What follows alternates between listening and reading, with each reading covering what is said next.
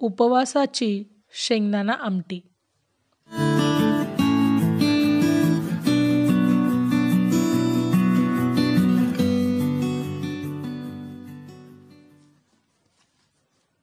नमस्कार, cooking pair या YouTube चॅनलवर आपले सहर्ष स्वागत. आजच्या व्हिडिओमध्ये आपण पाहणार आहोत उपवासाची शेंगदाणा आमटी रेसिपी.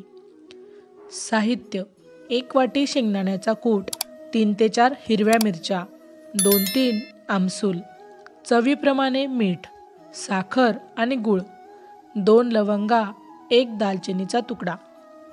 कृती: दाण्याचा कूट थोडे पाणी घालून मिरच्या, लवंगा, दालचिनी याच्यासोबत पाट्यावर किंवा मिक्सरमध्ये वाटून घ्या.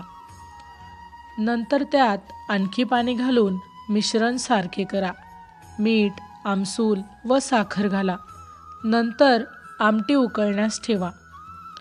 तुपात जिऱ्याची फोडणी करून आमटीत घाला. टीप: आपण आमसूलऐवजी ताक किंवा दही देखील वापरू शकता. अशाच प्रकारच्या नवनवीन रेसिपीज ऐकण्यासाठी आमच्या कुकिंग पेअर या चॅनलला अवश्य सबस्क्राईब करा.